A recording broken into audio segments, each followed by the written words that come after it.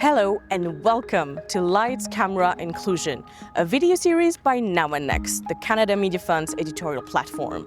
We're back for season 3, and this time we are in Toronto. Over the next few episodes, you will meet some inspiring leaders who are working hard to make sure that our kids and youth have access to inclusive, insightful, and engaging content. Kids today are watching more shows than ever. So how do we make sure that those stories are as rich and impactful as possible? Stand by as my guests are about to answer those questions and more. Let's go.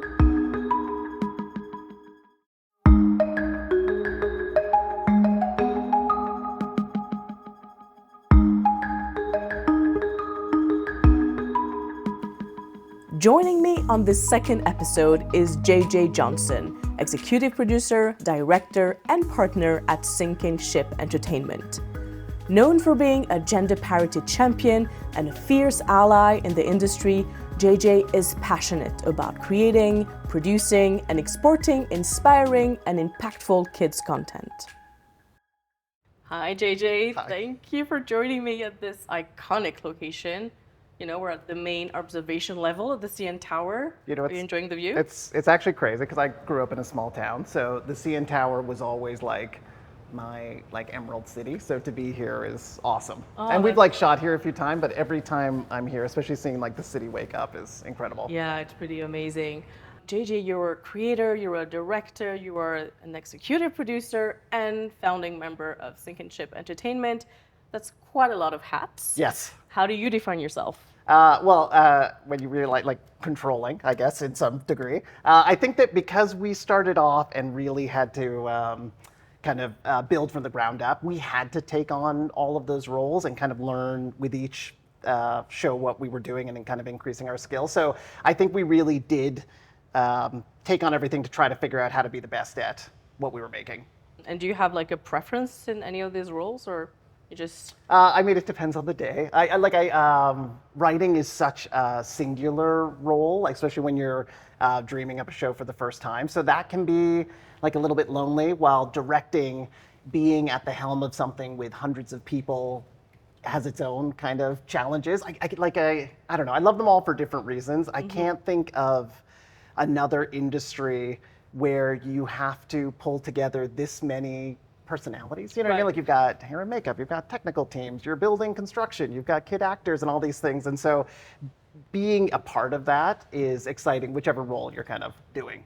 And in any case, you're the creative force behind so many award-winning children's shows. What first drew you to kids? It's a good question. I graduated university, and a friend that I'd gone to school with, we wanted to start our own production company. Of course, we graduated, realized that was an impossible thing to start out from, scratch. And so I ended up working at a talent agency as reception. And during that time, I graduated with, I think $35,000 of student debt.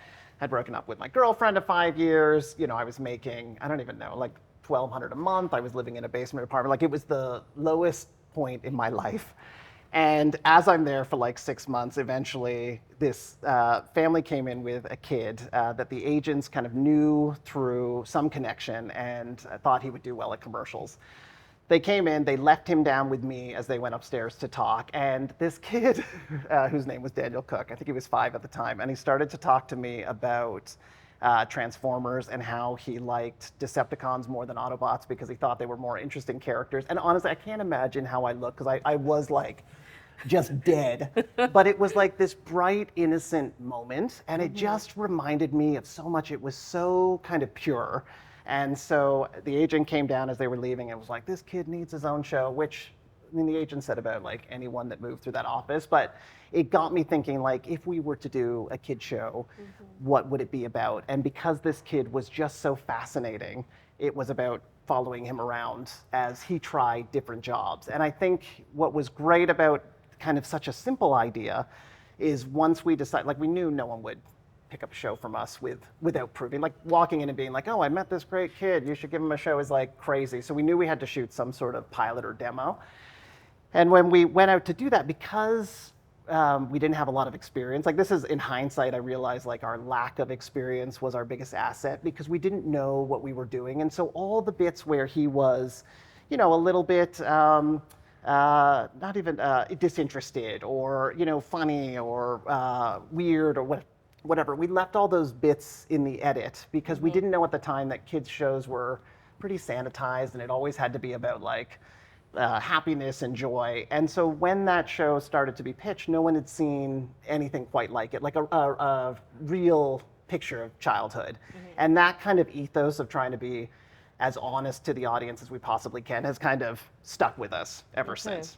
Just coming down to this one encounter, that's quite extraordinary. Honestly, a chance encounter. Like he, is now married with like 2 or 3 kids. I was at his wedding. It was like amazing, but it's, oh my God, it's so bizarre. Like he's such a great kid, but I owe him so much because he saved me in that moment and just set us on this track that has, lightened up our lives. So now, JJ, you've been paying attention to things like gender parity, things like adequate representation on screens since a long time, way before if I may say it was trendy to do so. You're known for creating female role models. Explain to me like how you came about like finding out that there's so much to do and how did you started to, make that one of your battles? Sure.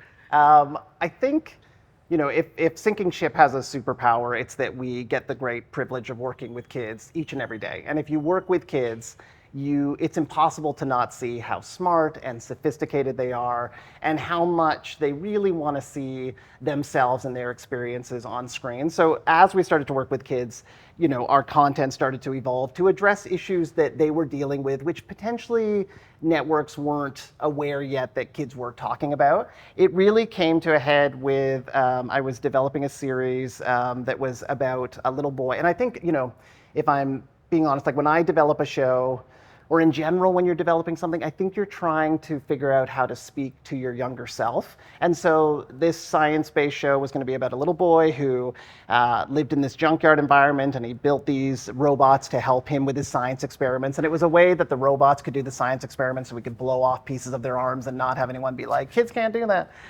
And then I went to this conference in Germany called Prix Jeunesse, which is both an award show, but also like presents research. And they put out a report, and this is like 2010 or something. I'm not great with dates. But it showed that in live action shows, only 1 out of every 4 lead characters was a girl. And in animated shows, it was 1 out of every 3. And I had no idea because I wasn't like actively watching kid shows. We were just making them. And so I was like, oh, easy. Like we're developing something right now. We'll change it to a girl and off we go. So we shoot that pilot. We take it out to the US networks and we were rejected by every single US network with two or three of them saying specifically because it was a girl lead. Really? And of those, 2 said that if we were willing to change it to a boy, that they would pick up the show, right? And both also said that they had research that showed that boys and girls will watch a boy lead, but only girls will watch a girl lead. And it's, obviously because the types of shows they were judging weren't shows that were trying to reach out to a broad group. So, Sinking Ship is like nothing if not like kind of petulant. And hearing that got us angry. And so we made it our mission to push that through because you could see why it was happening. Like I thought it was just people weren't making that decision. To see that there was actually gatekeepers that were preventing it just made us angry. And so we were lucky to have our great distribution team who took it around the world. We pulled together financing with everyone. And just as we were about to go, like wildly underfinanced, but with enough to do it, I got a call from a friend who had taken up a new job at Amazon. She was launching Amazon Prime and was like, oh, if you have any shows that are unlike anything else that's out there, let us know. And I was like, oh my God, thank God, here it is, right?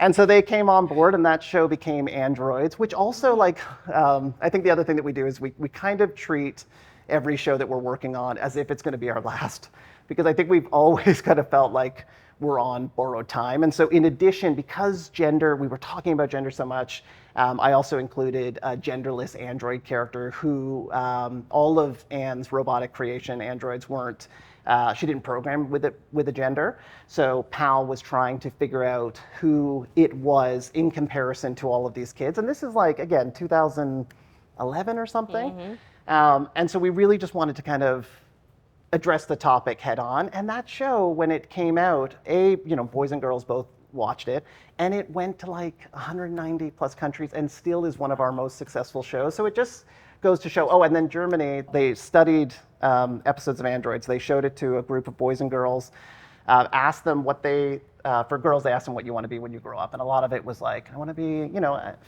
famous or an actor or model. They also asked the boys what girls could do, same thing.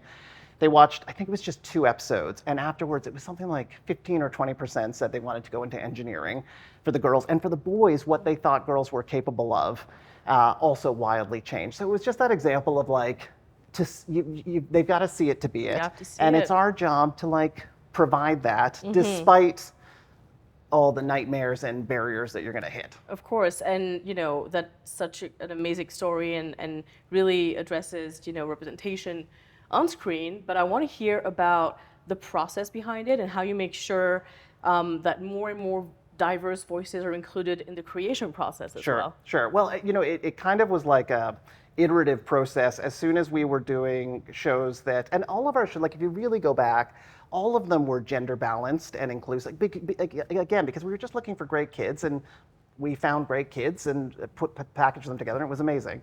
For Androids, once we were filming it, you know, I'm sitting there, we've got this incredible little girl lead, and I'm looking around and our crew is predominantly male, and it's all male directors, and I was directing a lot of it just because like we didn't have money to pay a director, so I would do like quite a few of them.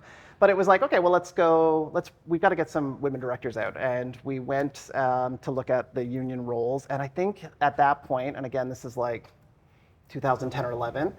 I think in the DGC it was 18% women directors, right? Which is like obviously a nightmare. So anyone we were reaching out to either had hit a level where they were not interested in doing kid shows or were not available because there were so few of them. And so that's when we decided to do our own kind of mentorship program that differs from other ones. Like, in what way? Well, because as we started to reach out to women, potential candidates or women directors, the one thing that we saw was like they would have, and these are incredible people, they would have like 8 shadowing experiences and 6 mentorships, but none of it became a job. You know what I mean? And you could tell how frustrated they were because at a certain point, someone's just got to give them their shot. So the way that we kind of designed our program is we had some great directors that we had been working with. And so I just asked them, can you give me 1 or 2 names of women that you've worked with that you know are ready to direct a slot, right? They all came back with like 6 names, right? And it was everything from ADs to someone that they had mentored, but the production company wasn't willing to give them a shot, had seen a short film that had won all these awards, but they still weren't able to transition over to actually get an episode.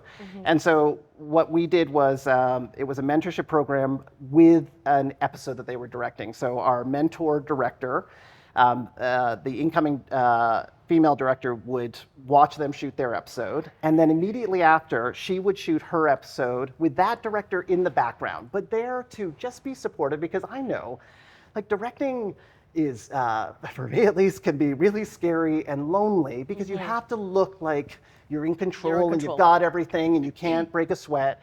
But at times, I'm like, I have no idea what I'm doing, and I just need someone to go to. You need someone to be advocating for you. And so to have them come on set and not be introduced as like the mentee, but introduced as they are the director of the next block, and they are here with whichever director that was seeing them through. It was great. And these women, I mean, they killed it. Like, it wasn't even a question. Like, within the first like hour or two, even our like mentor director was like, they've got it, and would kind of start to head off. And it was just because they were hungry for it. They had something to prove. We also did like a boot camp where they would meet our post teams, our VFX teams. Like, everything was done to ensure that they were going to succeed. And our protection was that we also had a director that if something was going to go wrong, we were still going to get a great episode.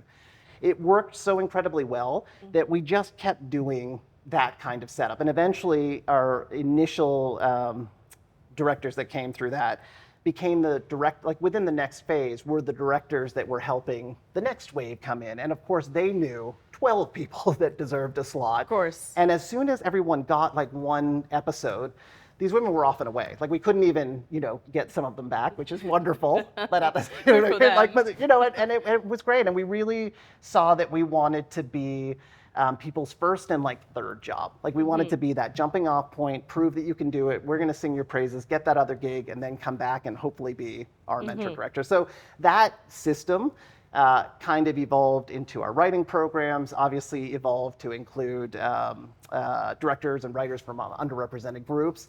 And it's just been a great way to build team morale immediately and just ensure that they've got everyone campaigning for them to do well. Yeah, and now it's 2024, and you were talking about things that happened like almost 15 years ago. Sure. So you're still working with very different partners, the streaming giants, Yeah. linear as well. So how do you feel things have evolved for them, and are they equally open to unconventional ideas? Is it starting to? Yeah, I think where initially there may have been like a slight question when we were showing directors that had limited experience, which is not to say like tons of shorts, award-winning, but maybe not an episode. And they're like, are you sure they're going to be able to deliver this? And we would go through the program. I think that lasted, honestly, like maybe the first show. And after that point, we were able to easily say like, this is what happened. These directors are the ones that were asking back.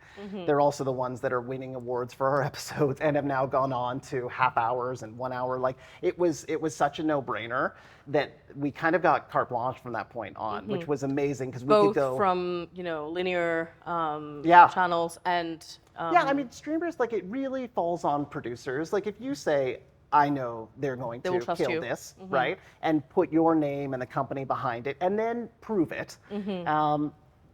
It's a double win for them because it's like a great episode and a great story behind it as well, And I think for us, like what I'm realizing a little bit just in hindsight is like, obviously there's the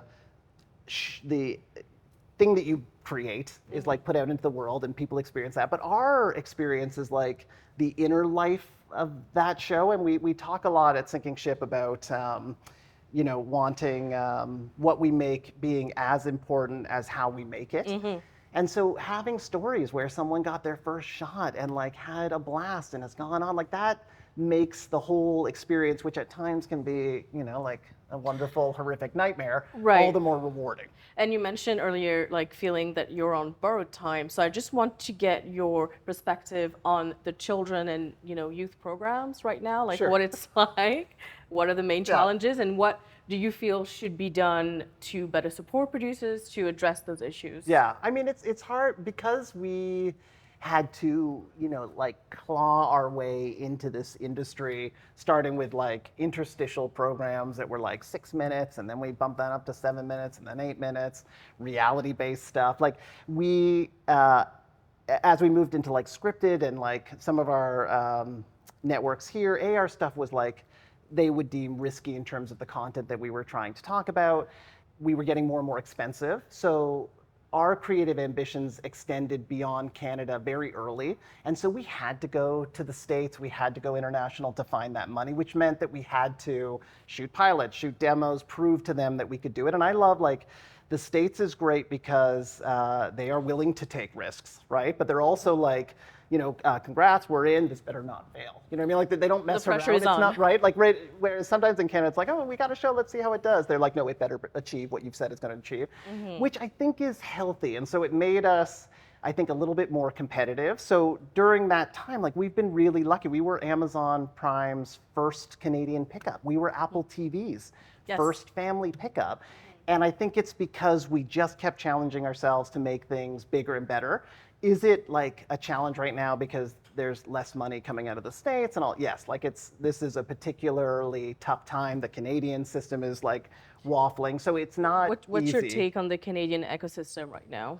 I feel like we've got great creative executives that are willing to take chances now and want to meet kids where they're at. Like they're seeing their appetite for content that is speaking up to them, but they don't have the resources per se. And so international partnerships are more and more important, but it's harder and harder to pull those pieces together when you're competing against giant companies that have become like bigger and bigger conglomerates. So, I would say it's absolutely a tough time, but within like tough times, great creative comes up. I know you just met the Lopai twins, like what they're doing is innovative. They're in production on like 3 or 4 things. So at my core, I always believe that like a good idea, good execution is going to cut through.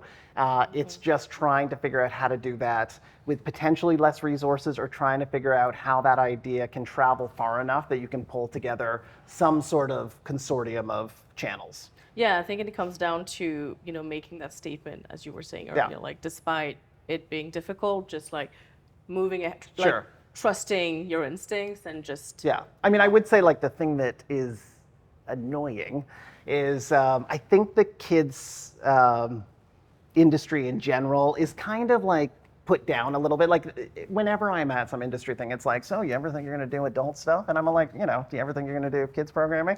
Because I see like where our stuff goes, it travels to 180 countries. And I think kids program on the whole also better reflects Canadian values, and it goes all over the place. The money that it brings in is, I think the cost benefit analysis is way on the kids side. And then when you see the people that are given their first opportunity in kids program, I see it now, our writers and directors get that shot there and then are able to take that expertise up. So I feel like because it doesn't have the same guardrails, because it can't have the same advertising revenue, it's often overlooked, even though it obviously should get more love, more resources, and more protection. Otherwise, like if we lose all of that, it's not just the content, which I think is particularly suited to kids here, but also incredible ideas and values around the world. But I think you're going to lose a big talent pool that doesn't have that opportunity to take their first shot at something.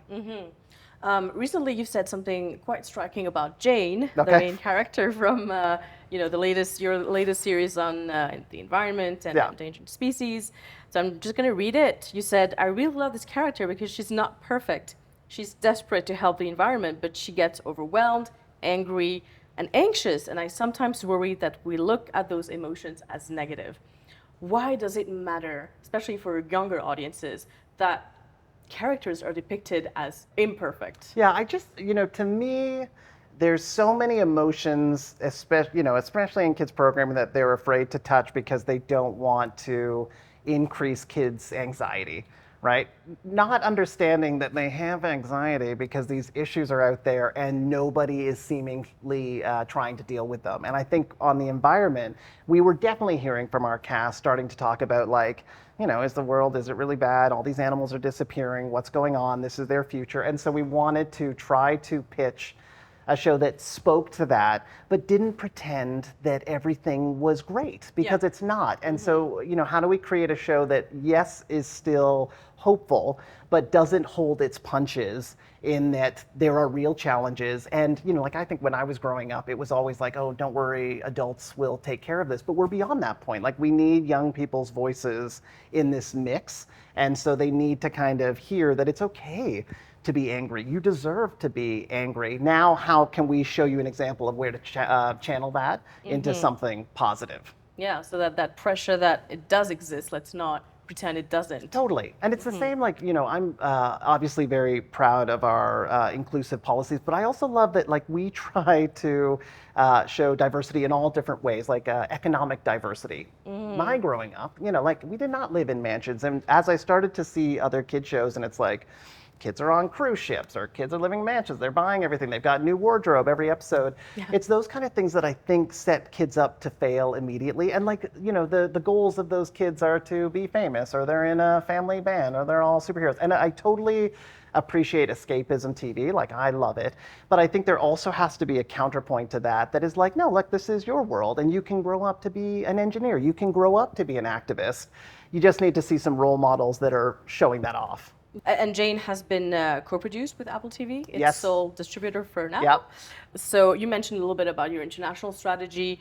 What are the next moves? And do you feel that there's an appetite for Canadian-led content, especially in the kids realm? 100%. I mean, I think we're a prime example of people seeing us as someone to go to for, compelling, progressive programming that has something to say.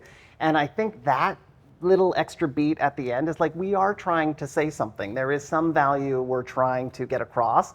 And so in terms of the future, like I try to step back and I daydream a lot, but it's really like how do you tap into the zeitgeist? And I think the thing that we really want to figure out how to speak about is like how to have a show that I'm not gonna like do this well, but like how do you talk about spirituality or having a purpose without necessarily making it religious, but that we should all feel like we are a part of something kind of bigger than ourselves, the stewardship that we need to have over this planet, the fact that there should be a generational kind of promise that we want our kids and their kids to have it a little better and a little easier than what we have. And I feel like that's slightly eroding. You know, how do we have conversations? How do we see that, like delight in our differences, but see that we're more alike than we're different? Like those kind of messages, how can you tell that in a way that's kind of action adventure and has all the things that we want in a show, but has that as kind of an undercurrent? Is at least thematically what we're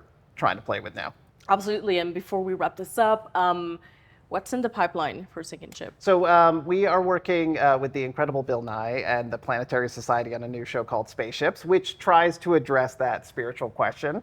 The Planetary Society was founded by 3 scientists, one of whom was Carl Sagan. Have you ever heard of? Yeah. Of course. Okay, great. So I, like when I was going through my own like existential crisis in high school, I came across his book, which was The Demon Haunted World, Science as a Candle in the Dark. And the one thing that pulled me out was like his delight in the unknown, like not knowing that we don't need answers to all questions, that there's something incredible about just thinking about infinity and not being able to like fully encapsulate it in your mind. So it's incredible to be working with them on a series that tries, that's like future forward. And I love, like, oh my God, I love Jane. It's one of the things I'm most proud of. But doing research on a show for 2 years about how we're losing animals and species are dying and all the challenges between, like it was so depressing that to have something that shows the best of what can go on when humanity pulls together is just refreshing.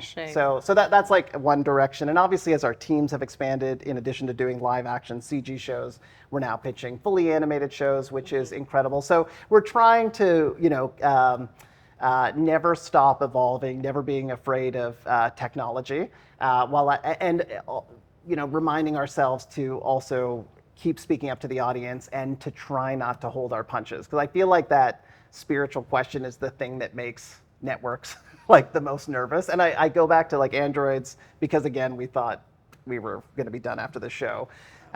We had 3 kids, and a lot of our casts are like 3 or 4 kids because I think it's also imperative to show different perspectives, right? And that they can be balanced and that they can be friendly and kind of learn from each other. And we had an episode where this AI character died, and the R3 character spoke about where they thought they went. And of course, Anne is like, you know, I believe in Einstein, energy is neither created nor destroyed, so I think you just go off as energy beams.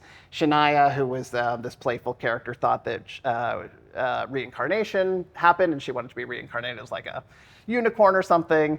And then the Nick character believed that you went to a place called heaven and you got to see your family again. And it was such a like light scene that allowed for these 3 different perspectives. Everyone was nervous that there was gonna be like massive blowback, and we didn't get a single note. You know what I mean? And so even there, like I think there's so many groups of kids that still don't see themselves on screen. How do we find ways to bring, even if we don't necessarily agree with those perspectives, we still have to find ways to feature them so that we can kind of unpack it together. You know what I mean? You have your work cut out for you. Sure. Thank you, JJ. It's been amazing, and I really wish you and the company the best. Oh, thank you so going much. Forward. Thank Thank you. you.